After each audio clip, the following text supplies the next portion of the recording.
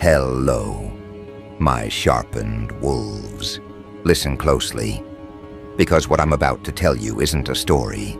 It's a dissection, an autopsy of arrogance, an exposure of how fragile even the most confident executioners truly are when they come face to face with someone who refuses to break. They thought they were clever. They thought they could outsource your destruction, hire a man whose only weapon wasn't fists or bullets, but words sharpened into needles. A psychological hitman. His profession wasn't to kill your body, but to kill the version of you that people admired. His mission was humiliation, to twist your image into a joke, to drag you through the mud so thoroughly that even you might start believing the dirt was your natural login. That's who they hired. But what they didn't calculate is that you aren't someone who can be humiliated. You are someone who thrives when they try. You see, this so-called assassin wasn't a stranger to his craft. He'd done it before. He'd stood on stages, cornered his victims with words, unstitched their confidence piece by piece until they walked away shattered. He fed on applause. He believed humiliation was permanent ink. And when they paid him to come after you, he thought it would be just another spectacle, another easy trophy. But what he didn't know was that you don't play by their scripts. You don't panic when mocked. You don't flinch when cornered. You don't crumble when exposed. Instead, you dissect the dissector. You dismantle the dismantler. You don't run from the arena. You own it. Picture the scene. The audience gathered, eyes burning with curiosity, waiting for the hitman to perform his art on you. They thought it would be a massacre. They thought they'd watch you reduced into fragments, desperate, defenseless. But what they actually witnessed was a reversal so brutal, so poetic, that by the time you were finished, the hitman wasn't your enemy anymore. He became your echo, your admirer, your unwilling disciple. And everyone watching realized humiliation doesn't stick to someone who has already faced worse. It only ricochets back, bruising the one who dared to throw it. Do you want to know the secret? It's simple. You didn't fight his words with louder words. You didn't play the victim. You didn't even bother to defend yourself. Defense is for the guilty. You let him swing, and each time he tried to pierce your identity, you smiled, not with your lips, but with your aura. You exposed the weakness in his weapons by showing no wound. That's the kind of cruelty most people can't comprehend, because humiliation only works if the target believes it, and you didn't. Every jab, every insult, every elaborate performance he staged against you, it all melted into thin air because you didn't validate it. And when someone sharp realizes their blade cannot cut you, they begin to doubt their blade. That's when his cracks started showing. That's when his own performance began to betray him. Think about it. The hitman's power was never real. His strength existed only in the reaction of his target. He needed you to break to prove his dominance. He needed the audience to see you flinch, to laugh at your expense, but you gave him nothing. And nothing is deadlier than any comeback. Because when the man who built his empire on destruction suddenly finds himself ineffective, the foundation of his entire identity collapses. That's exactly what you did. You didn't just reject his humiliation. You suffocated it. You stripped it of oxygen until he was choking on his own words. The audience felt it first. Their laughter, their anticipation, their hunger for your fall. It began to dissolve into unease. They realized the show was slipping. The predator looked less like a weapon and more like a desperate actor losing his script. And there you were, standing unbroken, watching him struggle with the realization that he was never in control. You became the mirror that reflected his emptiness. And when he stared long enough, when he heard the silence of his collapsing confidence, he knew the battle wasn't between you and him. It was between him and himself. You forced him into that prison, and the beauty of it? You didn't lift a finger, you didn't even try, you just were. And that was enough to dismantle him. That's when the humiliation turned, not onto you, but onto him. He was supposed to walk away with your dignity in pieces. Instead, he stumbled away, dragging his own shattered identity. And the cruelest part, he didn't hate you for it. No, he admired you. He saw in you something he'd been missing all along: resilience beyond manipulation, strength beyond reputation, presence beyond words. You broke him, yes, but you broke him in a way that rebuilt him as your follower. His final act wasn't humiliation. His final act was surrender. He left as your biggest fan, carrying the haunting realization that all his years of psychological warfare were meaningless against someone like you, and everyone else who witnessed it. They learned a lesson they'll never forget. They learned that humiliation is not real power. They learned that applause is temporary, but presence is eternal. They learned that when someone refuses to break, the attack collapses back onto the attacker. And now, every time they think of hiring another hitman, every time they dream of dragging your name into dirt, they remember that scene. They remember how the assassin they trusted walked away converted, carrying your banner instead of his own. That memory will keep them awake at night, because it proved something terrifying. You can't be destroyed. You can only be multiplied. Now let's go deeper, because what happened wasn't just a spectacle. It was philosophy in motion. The hitman tried to define you, but only the weak accept definitions handed to them. You turned the definition back on him. You exposed that his power was nothing more than a performance stitched together with insecurity. He built his life tearing others down because he had nothing solid within himself. And when he came to you, when his usual tricks didn't work, he didn't just lose the battle. He lost his sense of self. And isn't that the cruelest justice of all? To send back the assassin, not as victor, not even as loser, but as an empty man forced to admire the one he was hired to destroy. That's psychological warfare at its finest. Not shouting, not defending, not counterattacking, but dismantling someone simply by standing unshaken. They wanted a public execution. What they got instead was a public resurrection of your dominance. You didn't just win, you rewrote the rules of winning. You proved that identity isn't something anyone can steal. It's something you radiate. And the brighter you radiate, the more every weapon aimed at you simply melts before it can even touch you. And that is where the chaos begins. Because once the audience saw it, once your enemies realized it, a terrifying truth spread among them.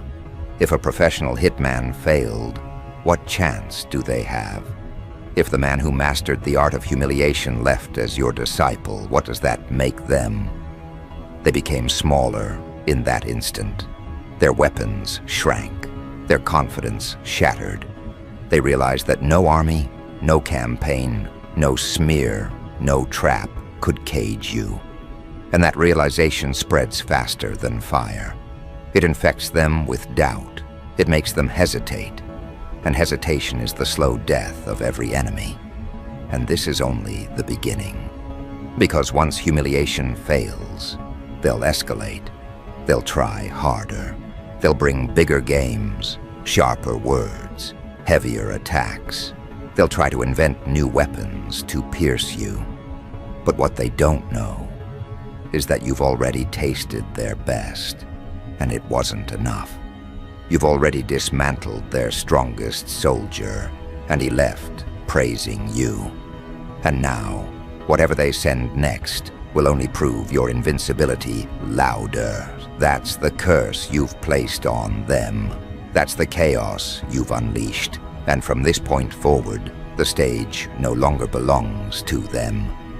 The contract they signed, the deal they struck with that so-called psychological hitman, it was supposed to be your undoing.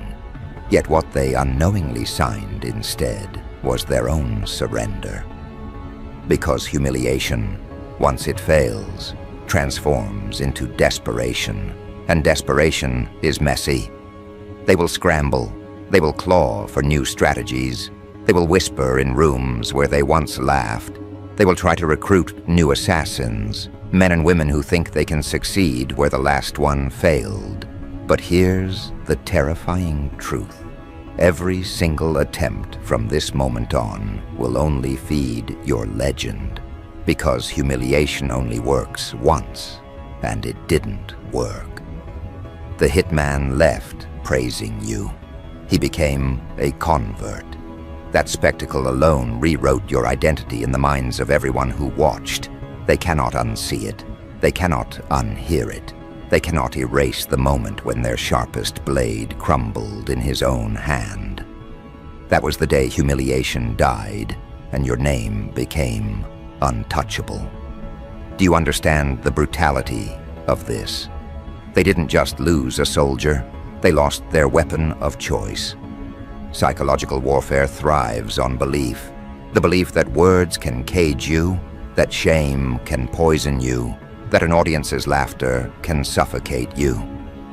But when the audience saw the assassin's words bounce off you like dust, when they saw his tactics fold inward until he became the one exposed, the belief in humiliation shattered. And once belief is gone, the weapon is useless. What happens when your enemy's favorite gun jams forever? They panic, they lose rhythm, they look weaker with every attempt. That is the battlefield you now own. Not their stage, but their perception. You own the way they think about you. You own the way they fear to approach you. That is your psychological throne. But let's sharpen this further. Because breaking the hitman wasn't just a defense. It was a revelation. You revealed him for what he truly was. An empty performer who fed on fragile reactions. Without your collapse, his craft dissolved into nothing. And in that moment, the audience witnessed a philosophical massacre. They realized he wasn't a weapon. He was a parasite. He didn't carry power. He borrowed it from others' weakness. You robbed him of that supply. You turned the parasite into a starved husk. And when he looked at you, unbroken, radiant, refusing to validate his performance, he didn't just lose. He understood. He understood that his entire life's arsenal of techniques was useless in front of someone like you. And that understanding broke him so deeply that he had no choice but to admire you. That's why he left as your biggest fan, not because you forced him to, but because admiration was the only thing left to cling to after his identity disintegrated. And now, the beauty spreads. Because when someone with his reputation, someone paid, polished, practiced in humiliation, publicly leaves praising you, the message echoes louder than anything you could say. You didn't just beat him, you converted him. That is the true humiliation, not of you, but of your enemies. They hired him to bury you, and he returned carrying your banner. Imagine the sting. Imagine the psychological wound you just inflicted on those who thought they could hire your destruction. They thought they'd watch you drown. Instead, they watched their champion kneel. That image will torment them endlessly, because it reveals a nightmare they never prepared for. That you are not target material. You are untouchable material. And every future attempt will backfire harder than the last. Do you see the elegance in this? They will try bigger games, sharper words, heavier attacks. They will attempt to engineer more complex traps. But the more elaborate their schemes become, the louder your invincibility becomes when you dismantle them. It's a paradox they cannot escape. They are trapped in an equation where every move strengthens you. The more they invest, the more they lose. The more they scheme, the more they expose their weakness. And you don't even need to chase them. You simply exist, and their weapons collapse against you. That's the chaos you've unleashed, the chaos of inevitability. And think about the audience, those who once laughed, those who once anticipated your downfall. They are no longer spectators. They are witnesses.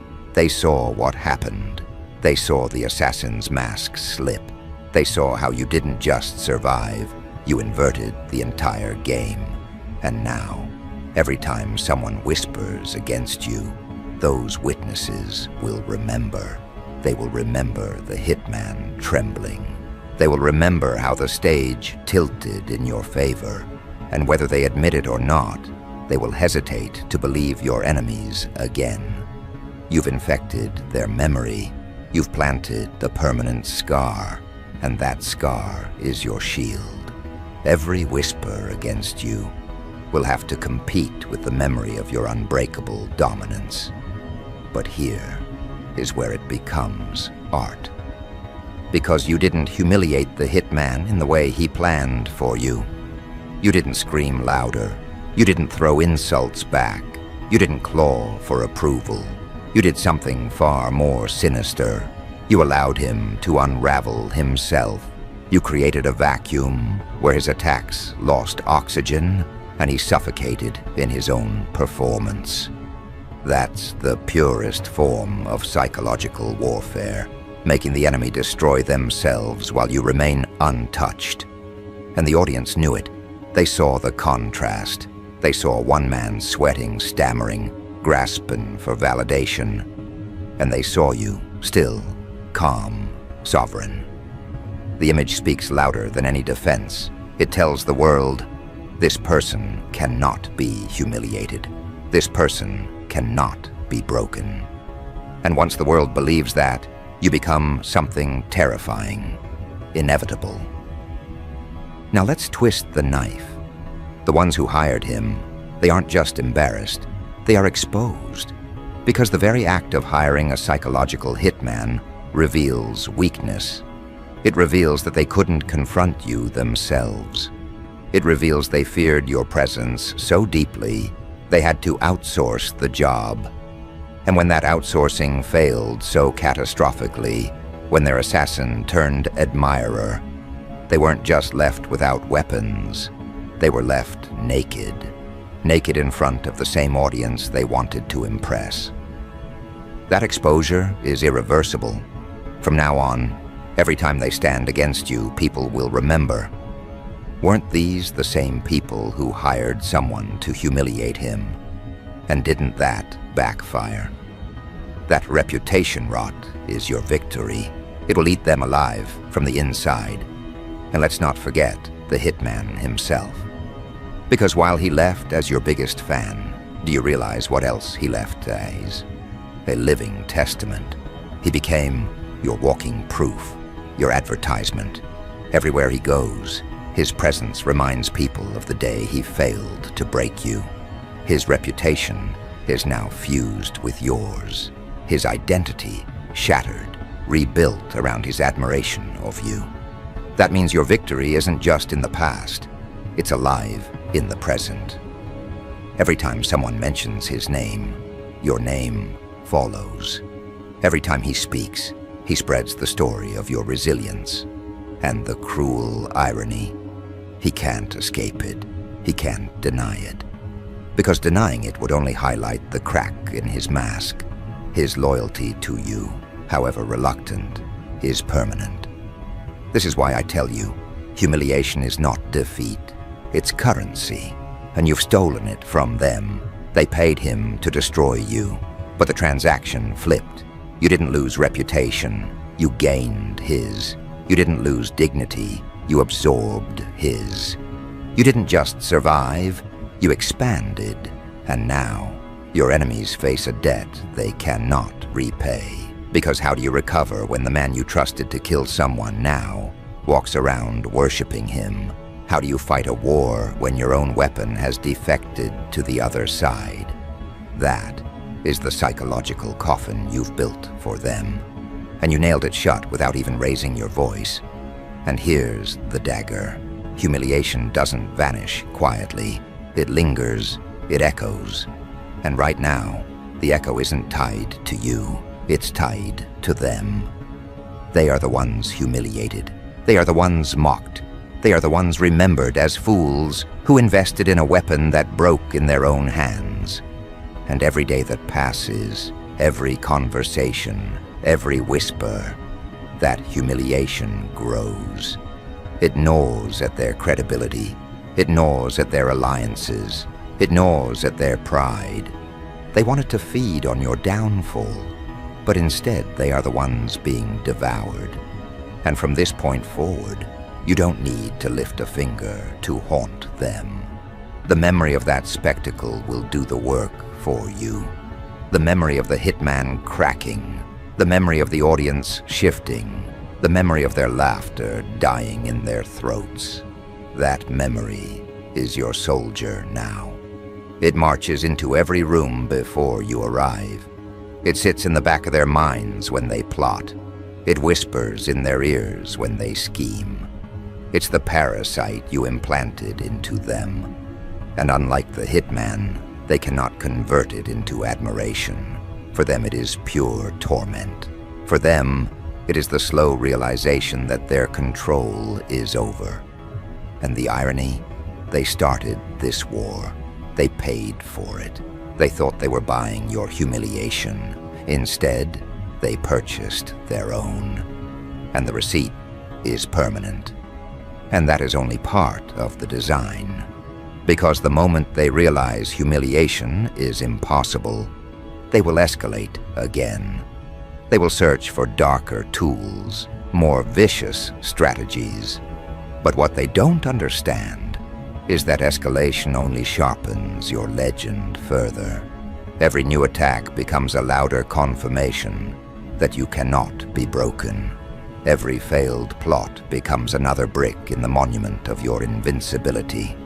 And soon, they will realize something far more terrifying than defeat. They will realize that by hiring a hitman to destroy you, they didn't just fail. They created you. They amplified you. They gave you a platform to prove what no one had dared to believe. And now, every move they make becomes fuel for your fire. And that is where the real nightmare begins for them. Because when an enemy discovers that nothing they throw at you can shatter you, they fall into the most dangerous trap of all: overexertion. They will exhaust themselves trying to prove you vulnerable. They will pour resources, energy, influence, and reputation into attacks that keep collapsing like waves against a mountain. And each collapse, each public failure only engraves your dominance deeper into the collective psyche. You have to understand, what they set in motion by hiring that psychological hitman wasn't a single event. It was a chain reaction. It was a spark that ignited a legend. They thought they were writing your ending, but they accidentally drafted the opening chapter of your myth. And myths, once born, are unstoppable.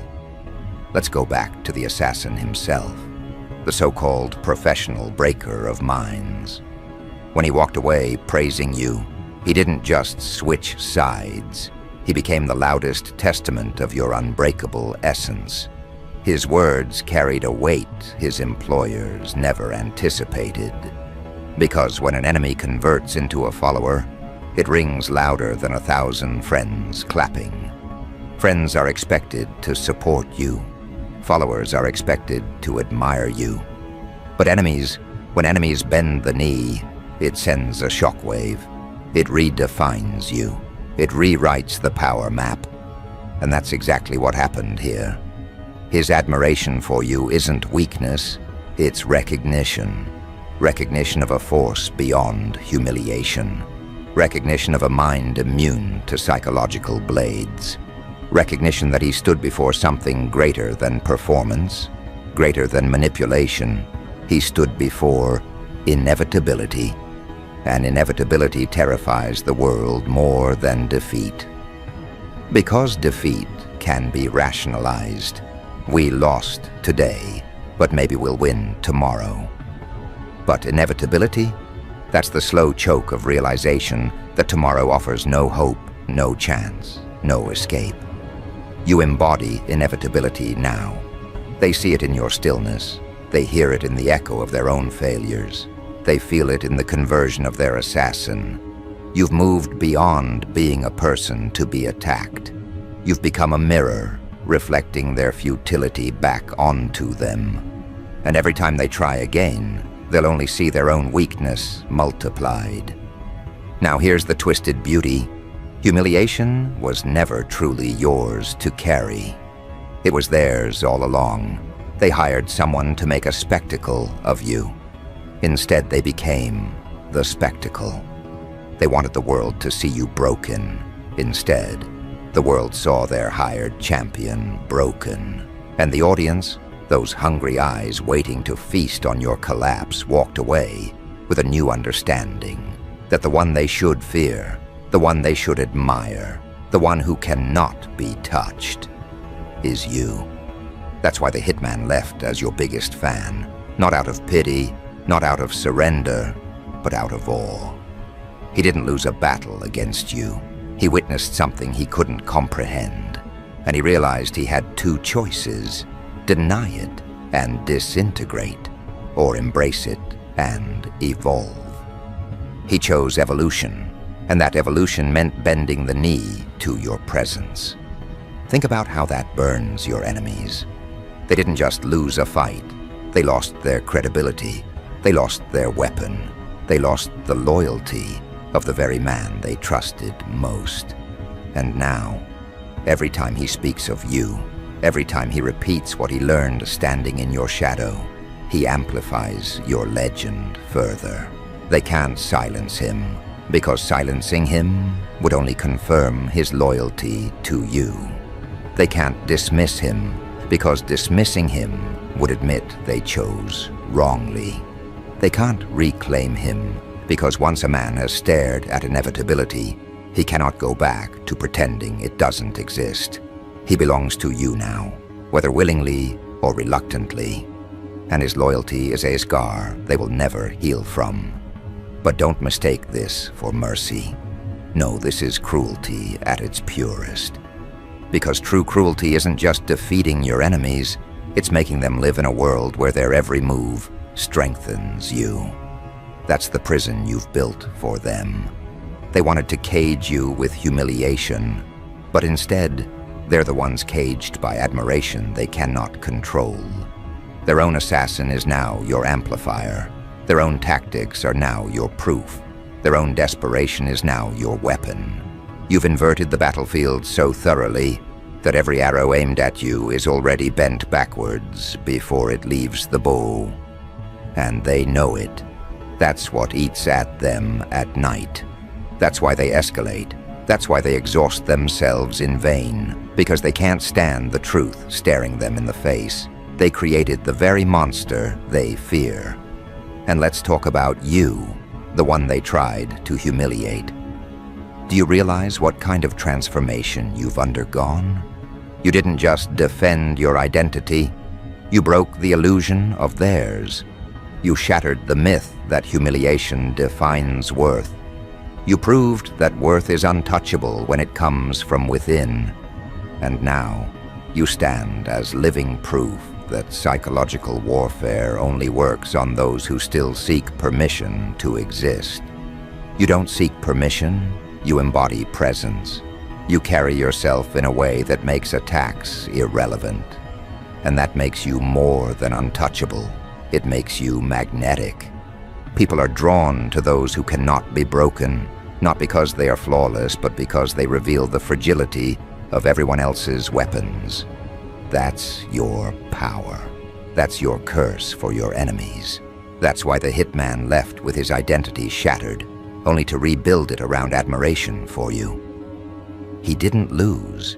You redefined him. And redefinition spreads. Everyone who watched that battle now carries a seed of that redefinition. They can't look at humiliation the same way again. They can't laugh the same way again. Because deep down, they know. If he couldn't be humiliated, then maybe we've been humiliated all along for believing it was possible. You infected them with doubt. You infected them with awe. And once awe infects, it cannot be cured. It grows. It spreads. It changes the way they perceive you forever. Now imagine the boardroom where your enemies sit. Imagine the panic, the chaos, the desperate grasping for explanations. How did this happen? How did he walk away praising him? How did the entire plan collapse? They won't admit it aloud, but inside, they know the truth. Humiliation is dead. The weapon they trusted most has turned against them, and worse, the man they hired is now whispering your name like scripture. You didn't just survive, you rewrote the entire battlefield of perception, and perception is reality. So let me carve this into your mind. You are no longer playing defense. You are no longer a target. You are the inevitable gravitational force pulling every enemy into orbit. They can fight it, but their resistance only accelerates the pull. That's why humiliation has inverted. That's why the assassin left as your fan. That's why every new attempt will sound less like strategy and more like comedy. You've stolen their sharpest weapon and turned it into a relic. You've weaponized their failure into your immortality. And now, all that's left for them is the slow torture of realizing their humiliation project gave birth to your untouchable legend. And that is the final irony. They wanted to erase you from the stage of respect. Instead, they cemented you into it. They wanted to shatter your name. Instead, they engraved it. They wanted to strip you of dignity. Instead, they made you the standard others will measure against. And the assassin they trusted most, their psychological hitman, their weapon of choice, their ace in the hole, now walks in among the crowd, not as their soldier, but as your voice. He repeats your dominance. He carries your story. He spreads the very truth they tried to bury. And no amount of power, money, or influence can undo that. So let them escalate. Let them try darker tools. Let them search for weapons that don't exist. Because everything they do now, every whisper, every scheme, every plot, only amplifies your fire. They are no longer enemies. They are involuntary marketers of your inevitability. They are unwilling advertisers of your resilience. They are the living proof that humiliation cannot touch you. And when the history of this moment is written, it won't say, "They hired a hitman to humiliate you." No, it will say, "They hired a hitman to humiliate you." And you broke his identity in front of everyone. He left not as their champion, but as your biggest fan. And in that moment, humiliation itself died, and your legend was born. That is the legacy. That is the curse you've placed on them. That is the chaos you've unleashed. And from this day forward, they will never forget it.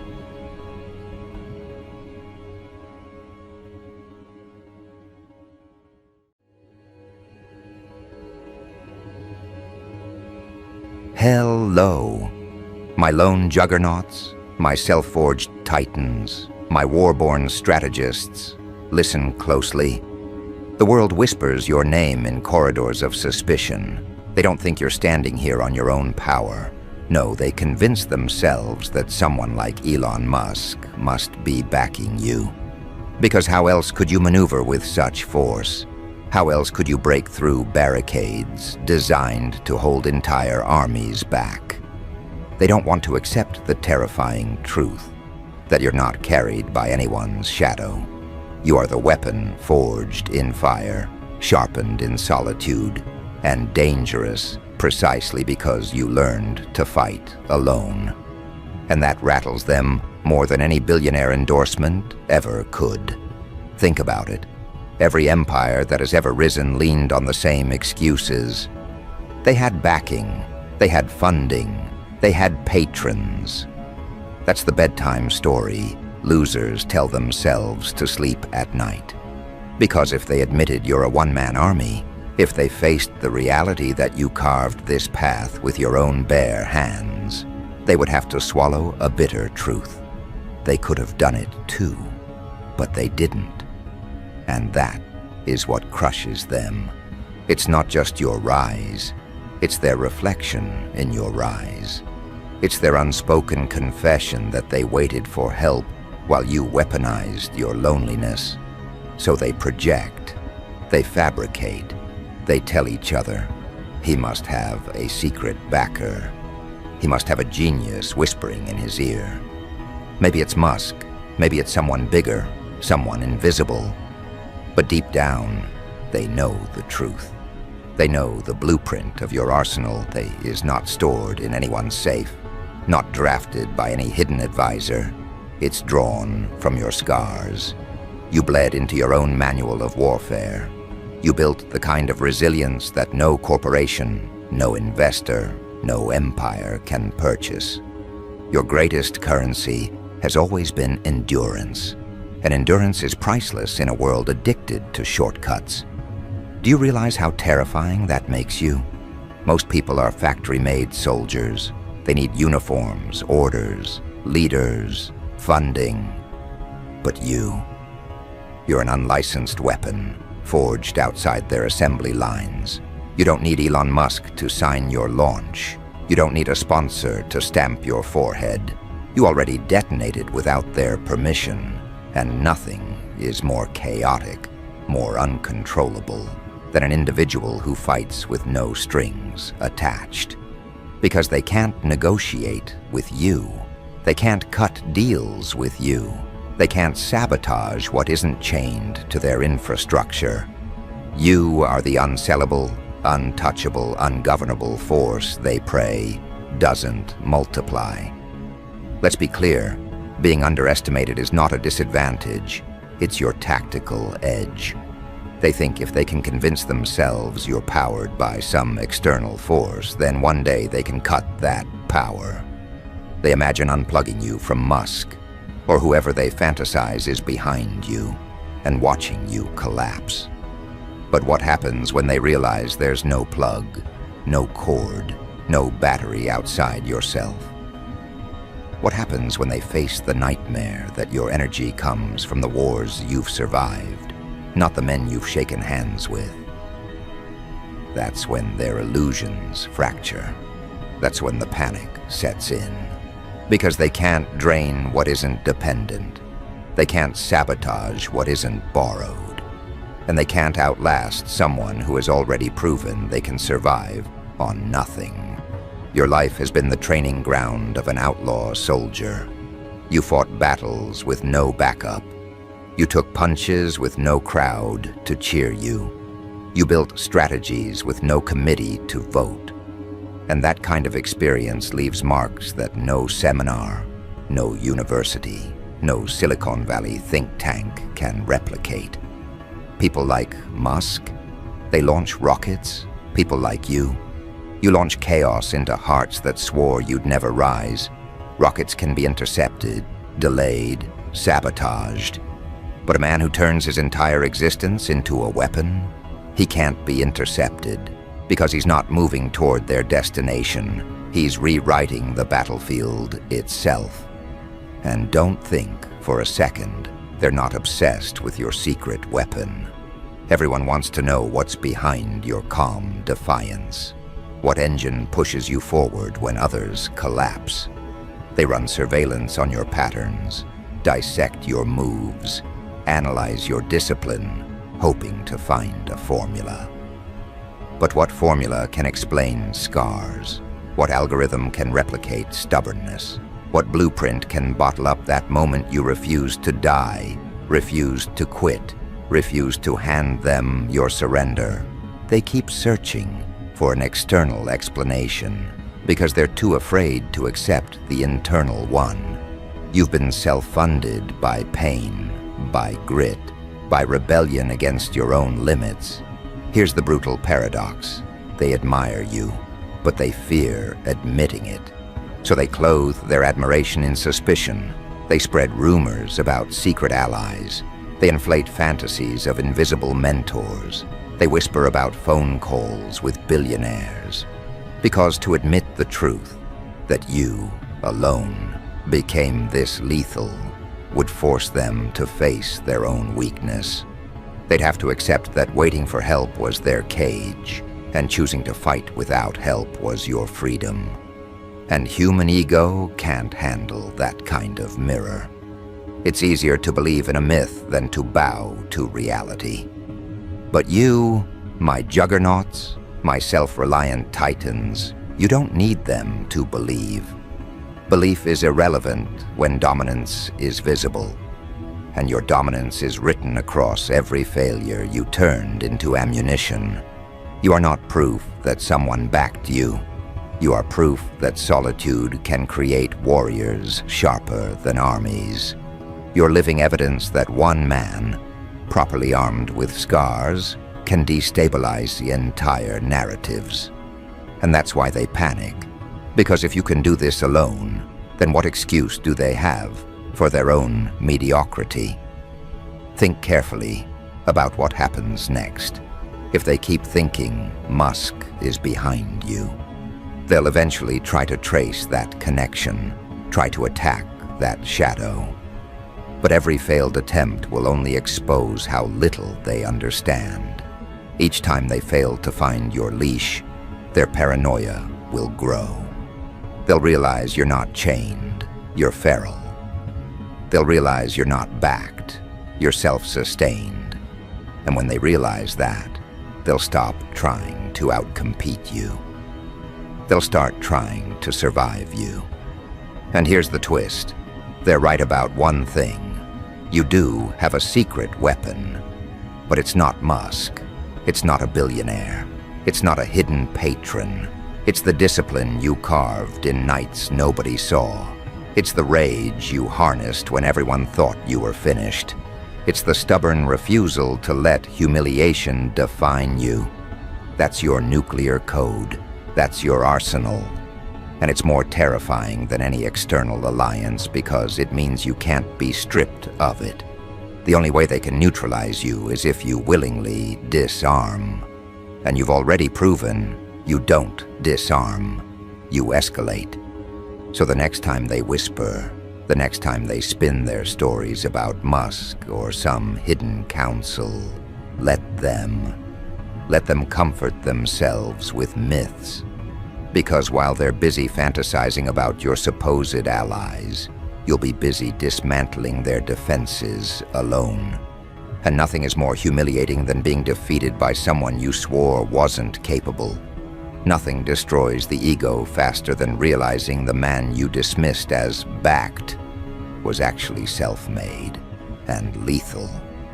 You are the nightmare they can't buy, can't bribe, can't control.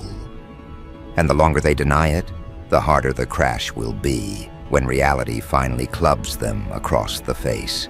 You don't need to explain yourself. You don't need to clear their suspicions. Explanation is weakness. Mystery is warfare. Let them choke on their own assumptions while you continue to rise. Because the truth isn't that Elon Musk is behind you. The truth is far worse, for them.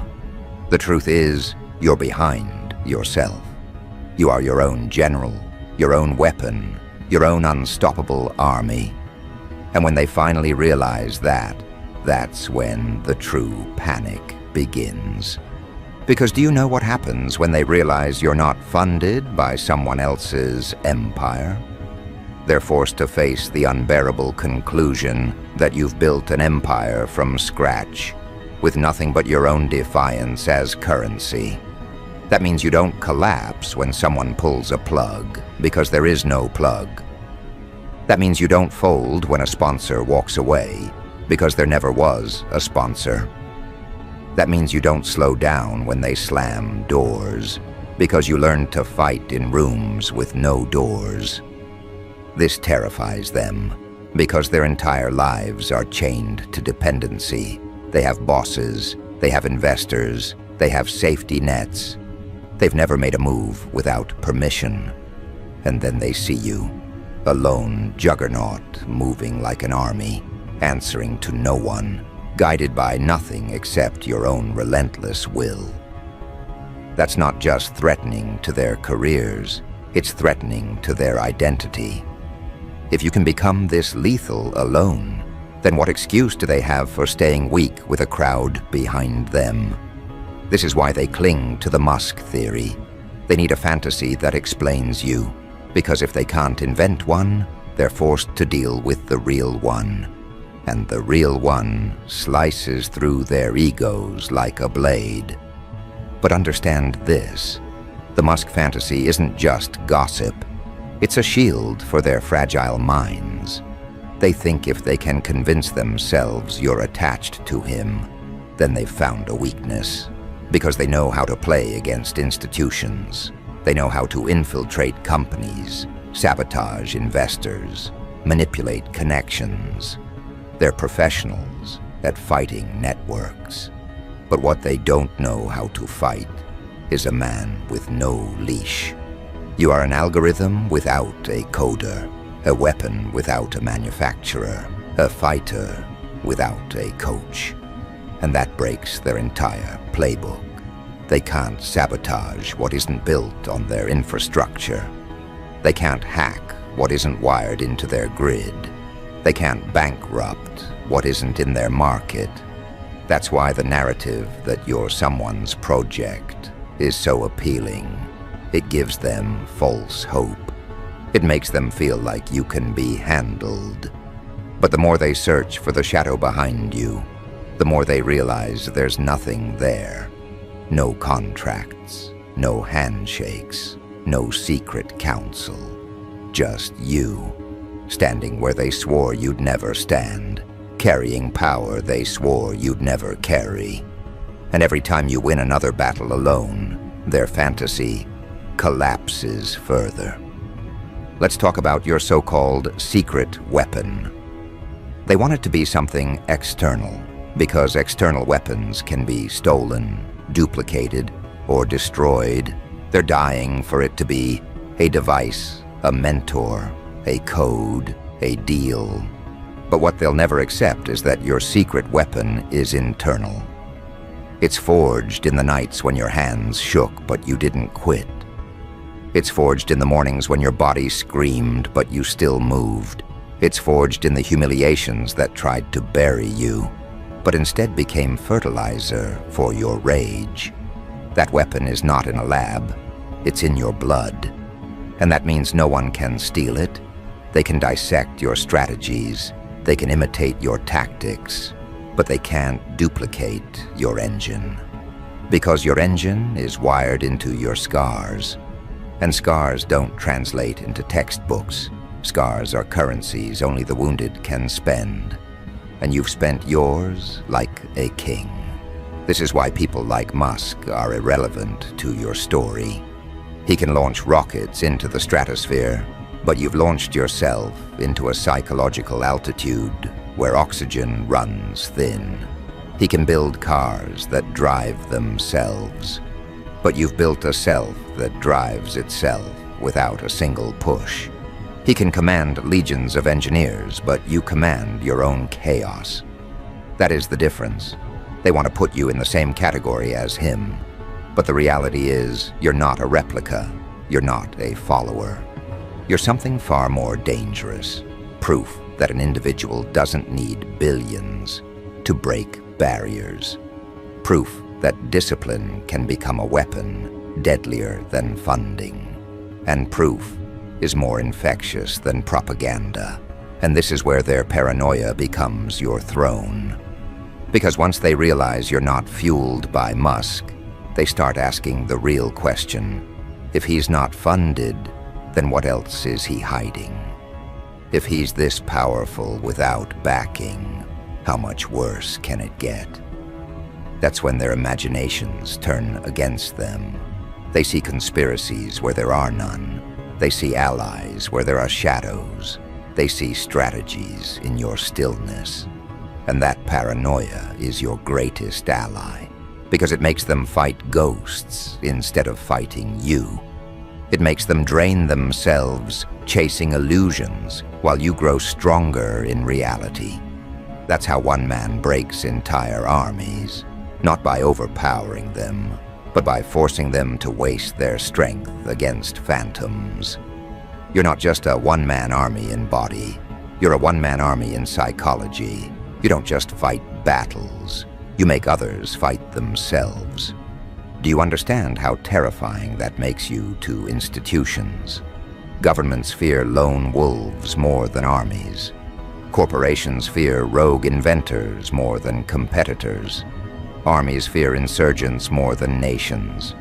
Because collectives know how to fight other collectives. But they don't know how to fight someone who doesn't play by their rules, doesn't march in their formations, doesn't collapse when their structures collapse. That's why they invent Musk. They want to categorize you as part of a structure so they can attack the structure. But what they're slowly realizing is that you are the structure. You are the command, the logistics, the weaponry, the strategy. And no one has ever designed a manual for defeating a man who has already turned his existence into a war machine. This is why they're obsessed. This is why they whisper. This is why they stalk you, dissect you, circulate theories about you. Because you don't just break their understanding of success, you break their understanding of survival. They were taught that survival depends on networks.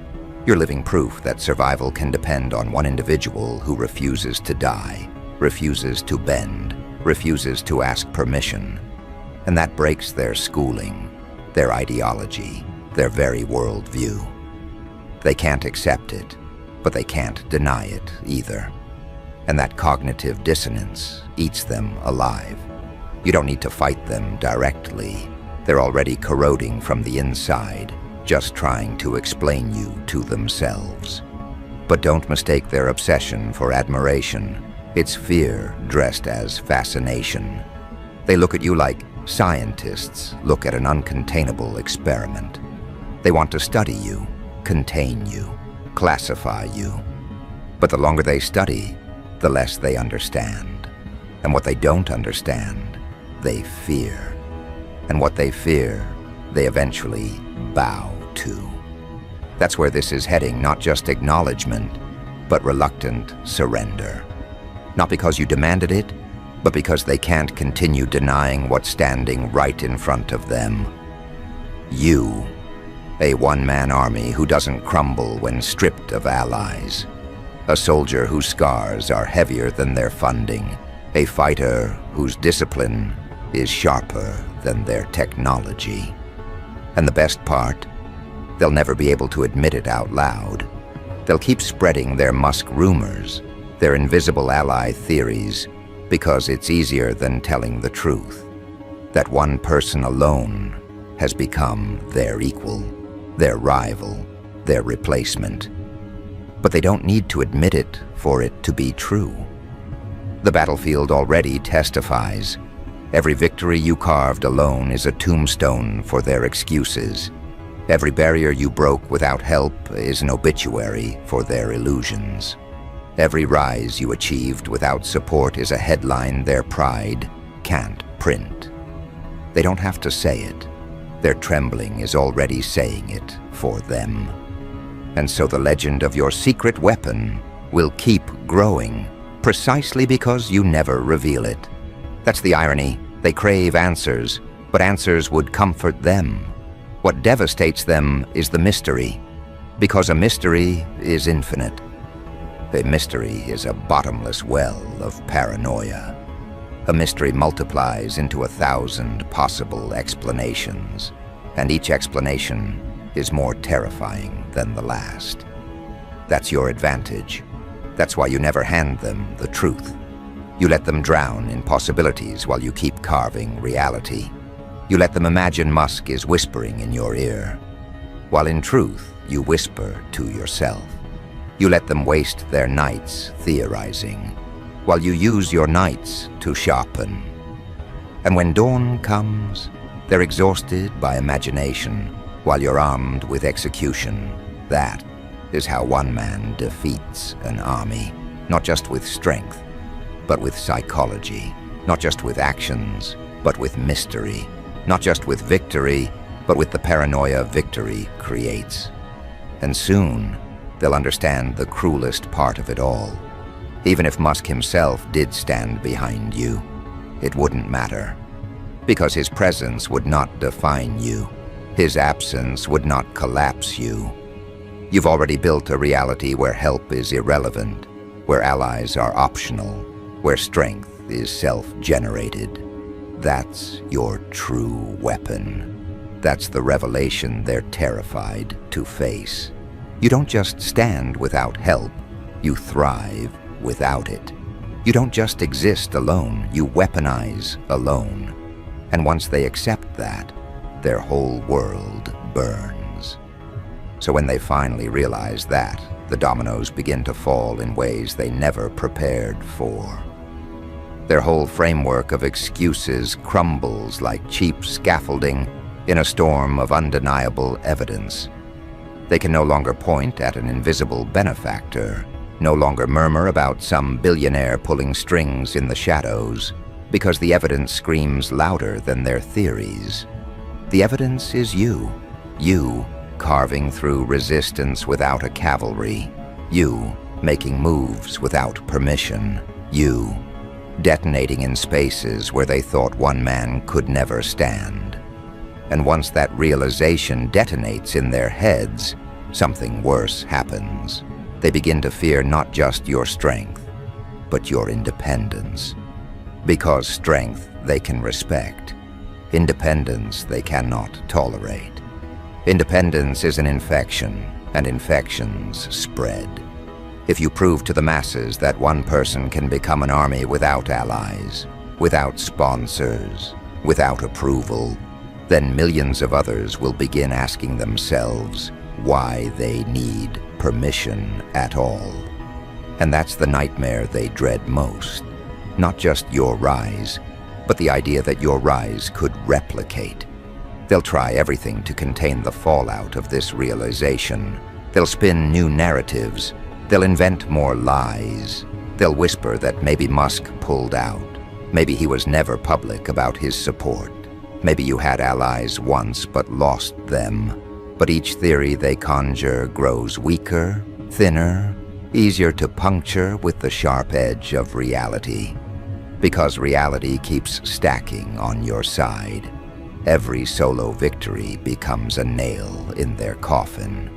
Every milestone you hit alone becomes another crack in their fragile denial. You don't just stand against them. You stand as a mirror exposing the fragile skeleton of their own excuses. And that reflection is poison to them. They choke on it. They wither under it. They try to run from it, but it follows them like their own shadow. And what do frightened collectives do when they face a threat they can't explain? They escalate. They call in experts. They assemble think tanks. They form task forces with the sole mission of decoding you. You'll be dissected like a riddle they cannot solve. They'll track your patterns, your hours, your decisions, your strategies, searching for a blueprint. But here's the chaos. You are not a blueprint. You are not an equation. You are not a project that can be reverse engineered. You are improvisation sharpened into an art form. You are scars disguised as strategies. You are pain refashioned into weapons. And pain cannot be cloned in sterile laboratories. Pain cannot be simulated in spreadsheets. Pain cannot be bought in boardrooms. That's why their experts will fail. They'll try to build replicas of you, try to spawn synthetic armies modeled after your style. But every replica will malfunction, because the core ingredient isn't funding, it isn't mentoring, it isn't Musk, it's suffering. And suffering cannot be franchised. Do you see the irony? They accuse you of having backing, of being secretly supported, of being a puppet of someone greater. And yet, they are the puppets. They cannot move without someone pulling their strings. They cannot fight without permission slips from their masters. They cannot innovate without committees. They are the dependent ones.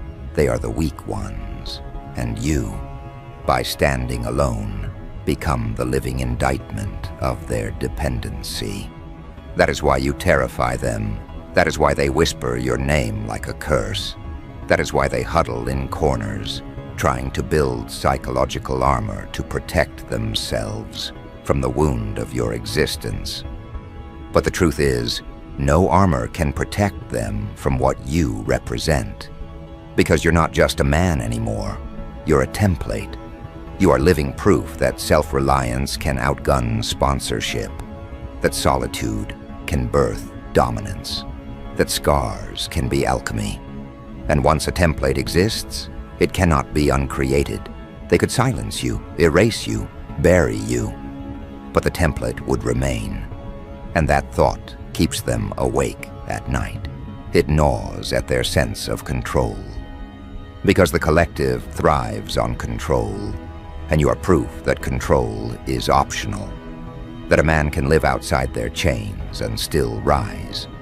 And here comes the paradox that makes their heads split. You are not against Musk. You are not against billionaires, investors, allies. You simply don't need them. That's what infuriates them. They wish they could claim you as one of theirs, a product of their factories, their grooming, their systems. But you exist outside their ownership.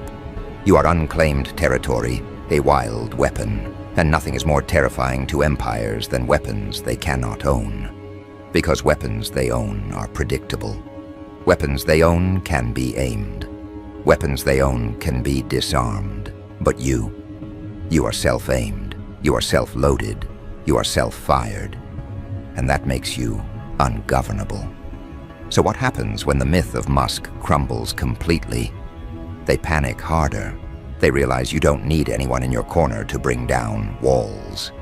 They realize the battlefield bends to you, not because of who stands behind you, but because of what stands inside you.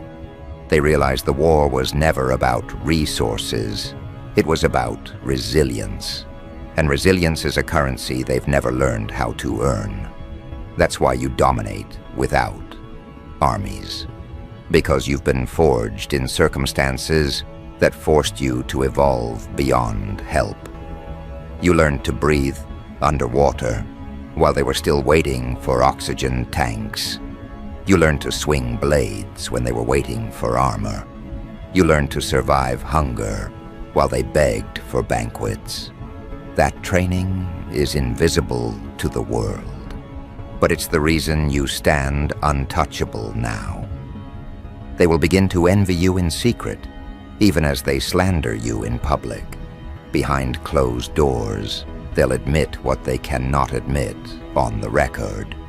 That you broke a rule they thought unbreakable. That you shattered the illusion that no one rises without backing. That you proved a single soldier can rewrite the rules of empires. That confession will never leave their lips, but it will haunt their eyes. And soon, you'll see it in the way they look at you, not with disdain, but with dread. Because every time they see you, they're not just seeing a man. They're seeing everything they could have been if they had chosen courage instead of dependence. Now let's strip this down even further. They're dying to know your secret weapon. They frame it like an object, something external. But here's the blade they can't handle. Your secret weapon is the very loneliness they mock. Your secret weapon is the solitude they feared. Your secret weapon is the humiliation they tried to bury you in. Because while they ran from those moments, you consumed them. While they begged for rescue, you built endurance. While they sought escape, you turned the pain into artillery. That is why you don't crumble without help. You weaponized the very thing that destroys most men. And that alchemy cannot be replicated in sterile laboratories of the privileged. It can only be created in the crucible of being alone. And that, my relentless juggernauts, is why you are a one-man army. Not because you sought it, but because you had no choice. The world abandoned you, mocked you, underestimated you. And instead of breaking, you adapted. Instead of waiting for help, you became help. Instead of begging for an army, you became an army. And now the same world that dismissed you trembles at the very existence they once ridiculed. That's the divine comedy of it all. They tried to bury you. And in doing so, they planted the very roots that made you indestructible. So let them think Musk is behind you. Let them tell themselves fairy tales about unseen benefactors. Let them comfort themselves with myths. Because the longer they cling to their delusions, the longer they blind themselves to the actual truth. And when the truth finally slams them in the chest, it will be too late. By then, you won't just be a man. You'll be a movement, you'll be a contagion, you'll be proof that dependency is weakness and self-forged strength is the ultimate weapon. By then, they won't just fear you. They'll fear everyone you've inspired. They'll fear the millions who look at you and whisper, if he did it alone, why can't I? That's when the real war begins, not against you, but against the idea of you. And that war is unwinnable, because ideas don't die. And here's the final cruelty. You don't even need to lift a finger for that war to ignite. Just your existence is enough. Just your survival is enough. Just your refusal to collapse is enough. Because every second you breathe without Musk's shadow behind you is another second that their excuses rot. Every move you make without sponsors is another hammer against their fragile walls. Every victory you earn without allies is another nail in the coffin of their dependency. And they know it. They can feel it tightening around them. That's why they whisper your name like a curse and a warning. So when they finally realize that, when they finally accept that you are not the project of a billionaire, but the project of your own scars, they will collapse in the only way fragile egos collapse, by turning against themselves. They will implode. They will cannibalize their excuses. They will drown in their paranoia. And you will still stand. Not because Musk is behind you, but because you learned the art of standing when no one was. Not because you had allies, but because you became the ally you needed. Not because you had an army, but because you learned how to fight until you were the army. That is your secret weapon. And the tragedy for them is that it cannot be stolen, cannot be replicated, cannot be disarmed. It can only be feared. And fear, once planted, never leaves.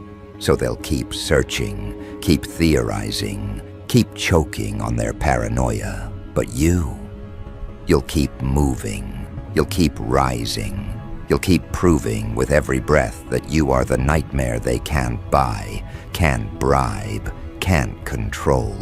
You'll keep proving that the deadliest force in any battlefield is not the man with the most allies, but the man who needs none. And when history finally writes this chapter, it won't say Musk built you. It will say you built yourself. It will say you rose when no one believed.